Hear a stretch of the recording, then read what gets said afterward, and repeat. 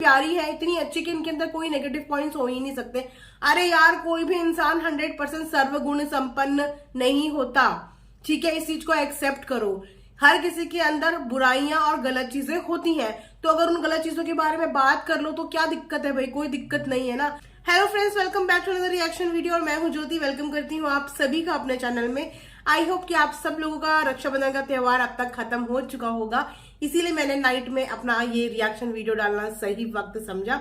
और मेरी पहले की वीडियो में, यानी कि आज मॉर्निंग में जो वीडियो मैंने डाली थी, उसमें आप सबने इतने प्यारे प्यारे कमेंट करे हैं। So thank you so much इतने प्यारे कमेंट्स करने के लिए।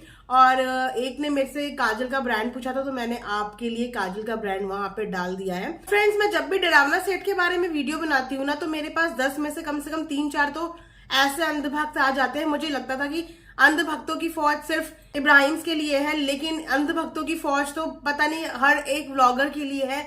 आई डोंट अंडरस्टैंड दैट कि हर कोई जो ऑडियंस होती है वो इतना अंधों की तरह कैसे किसी के व्लॉग्स को फॉलो कर सकती है कि आप उन व्लॉग्स में से कुछ भी सुनना पसंद भी नहीं करते। अरे, जो पॉइंट्स नेगेटिव है उन पॉइंट्स पे आप लोगों की नजर नहीं पड़ती तो हमारी पड़ जाती है ना, तो हम उस पर बात करते हैं, उस चीज को हाईलाइट करते हैं। तो उसमें आई डोंट थिंक सो कि आप लोगों को कोई प्रॉब्लम होनी चाहिए, बिकॉज ये जितनी भी नेगेटिव पॉइंट्स होते हैं कहीं ना कहीं आप लोगों के फेवरेट ब्लॉगर्स की ही हेल्प करते हैं उनके व्लॉग्स में से कुछ नेगेटिविटी हटाने के लिए। वेल यस, जैसे कि आप सब लोग जानते ही हैं कि आज राखी का त्योहार है और निराश भैया अपने सिस्टर्स के पास दिल्ली गए हैं। और ये कोई फर्स्ट टाइम नहीं हुआ है कि निराश भैया दिल्ली गए हों रक्षाबंधन पे। अक्सर अब तक जितने भी साल से हम डरावना सेठ के व्लॉग्स देख रहे हैं, उसमें हमेशा हमें निराश भैया ही अपनी बहन के पास दिल्ली जाते हुए नजर आते हैं। कभी भी उनकी बहनें मुंबई नहीं आई हैं। राखी तो छोड़िए, कभी नॉर्मल घूमने के लिए भी मुंबई उनकी बहनें आज तक नहीं गई हैं। तो ऐसा कैसा कनेक्शन इन लोगों के बीच में? क्योंकि ये जो कनेक्शन, जो बॉन्ड हम लोगों के सामने शेयर करते हैं, उसे देख के लगता है कि इनकी फैमिलीज के बीच में बहुत ज्यादा प्यार है, एकदम ह्यूमरस फैमिली, एकदम फनी फैमिली। लेकिन अगर फैमिली इतनी फनी है और फैमिली के बीच में इतना प्यार है, तो इतने साल में एक बार भी निराश भैया की कोई भी बहन मुंबई घूमने तक के लिए क्यों नहीं आई? उसके बाद बात करते हैं डरावना सेठ की। तो डरावना सेठ क्यों अपने ससुराल में जाके एक नाइट होल्ड भी नहीं करती? क्या उसको इतनी ज्यादा लग्जरी बहुत ज्यादा पसंद है या अपना कंफर्ट बहुत ज्यादा पसंद है? क्योंकि वो जितनी बार भी निराश भैया के साथ दिल्ली गई हैं, या तो वो अपने पेरेंटल हाउस में चली गई हैं, उनको उनके पेरेंटल हाउस में भेज दिया, लेकिन डरावना सेठ ने ना एक रात भी अपने ससुराल में कभी भी नहीं गुजारी। तो ऐसे क्या रीजंस हो सकते हैं? मतलब मैं बहुत टाइम से इस चीज को एनालाइज कर रही थी। मुझे लगा कि शायद इस साल कुछ हमें शॉकिंग हैपनिंग देखने को मिल जाए और इस बार डरावना सेठ इन सब चीजों का जवाब दे दे। लेकिन इस बार तो और भी ज्यादा कुछ अलग चीजें हो गई। डरावना सेठ ना तो अपने घर गई। अब आई डोंट नो कि वो अपने घर इस बार राखी पे क्यों नहीं गई, क्या रीजंस है? हो सकता है कुछ उनके पर्सनल रीजन हो, मतलब XYZ। मैं कुछ भी एज्यूम कर रही हूँ, कुछ पॉजिटिव ही एज्यूम कर रही हूँ कि हो सकता है किसी भी XYZ पॉजिटिव रीजन की वजह से वो अपने घर ना गई हो। तो चलो, अगर अपने घर वो नहीं भी गई थी तो वो निराश के घर इस बार क्यों नहीं गई? क्योंकि आप सब लोग जानते हैं कि निराश भी अपने घर एक दिन के लिए ही गया है। अब ऐसा तो है नहीं कि डरावना मैडम को डर लगता है प्लेन में बैठने में या डर लगता है अकेले ट्रैवल करने में। वो एक सेलिब्रिटी है और कई बार अकेले ट्रैवल कर चुकी हैं, तो वो जा सकती थी रक्षाबंधन पे साथ में। क्योंकि वैसे तो ये हर ट्रिप और हर जगह घूमती हुई नजर आती हैं। अभी भी आप एक हफ्ते बाद खुद इनके व्लॉग देख लेना कि एक हफ्ते बाद ही आपको फिर किसी ना किसी ट्रैवल या किसी ना किसी टूर में नजर आएंगे। तो राखी पे साथ क्यों नहीं गई? अब जो मैंने पॉइंट्स उठाए, आप लोग खुद बताओ, आप में से कितने लोग इस चीज को लेकर सहमत होंगे? आप खुद बताओ कि क्या डरावना सेठ को अपने इन लॉज के पास नहीं जाना चाहिए था रक्षाबंधन में? त्योहार का टाइम था, सब लोग साथ होते हैं, हर बार यही होता है, हर बार की वो हमेशा जाती है कुछ घंटों के लिए और उसके बाद सीधा जाती है एयरपोर्ट में, या तो वो मिलती है सीधा एयरपोर्ट में कि ये इनके पेरेंट्स के साथ टाइम स्पेंड करना ही नहीं चाहती। उसके बाद एक एक्सक्यूज दिया जाता है कि मैं दिल्ली जाती हूँ तो मैं मम्मी के साथ टाइम स्पेंड करने के लिए जाती हूँ, कि मैं मम्मी से थोड़ा मिल लू जुल लू। तो आप अभी इनके 1-2 हफ्ते पुराने व्लॉग में देख लो ना कि कैसे चलते चलते ही अपनी मम्मी से मिलके गई हैं।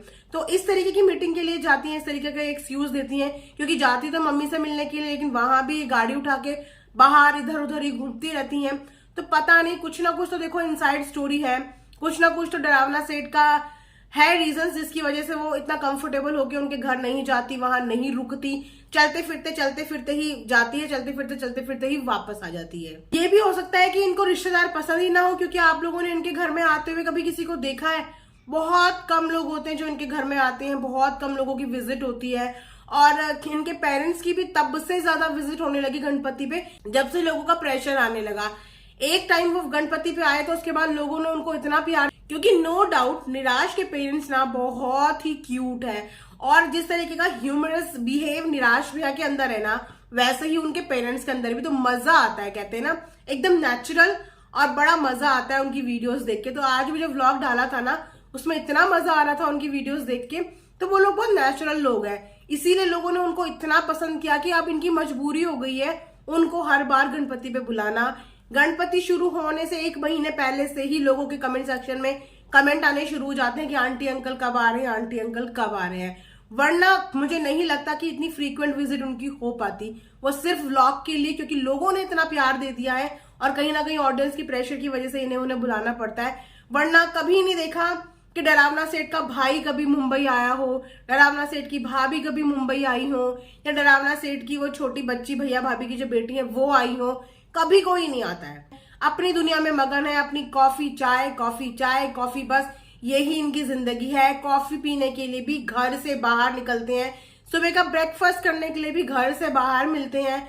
मतलब लोग सुबह उठ के भगवान का नाम लेते हैं, अपने दिन का प्लान करते हैं कि हमने पूरे दिन में फर्दर क्या करना है। ये लोग सुबह उठ के सबसे पहले कॉफी शॉप में मिलते हैं, नाश्ता डिसाइड कर रहे होते हैं मेन्यू कि आज हमने मॉर्निंग में बाहर कौन सा नाश्ता करना है। मतलब मैं पहली बार ऐसे लोग देख रही हूँ जो लंच नहीं, डिनर नहीं, नाश्ता प्लान करते हैं कि हमें मॉर्निंग में कहाँ पे जाके नाश्ता करना है। आप लोगों के घर का चूल्हा जलता भी है, नहीं जलता, या वो सिर्फ शो के लिए रखा हुआ है कि घर में गैस है?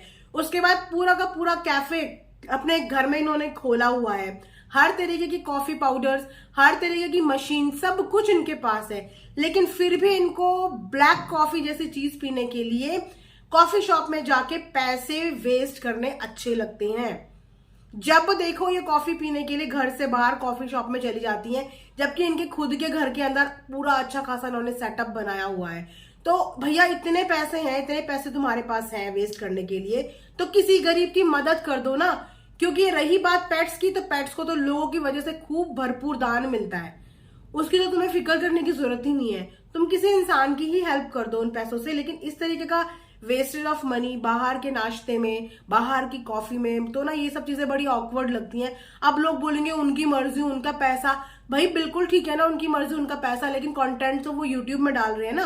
अब अगर कंटेंट यूट्यूब में डाल रहे हैं तो उस पर हम तो रिएक्ट करेंगे।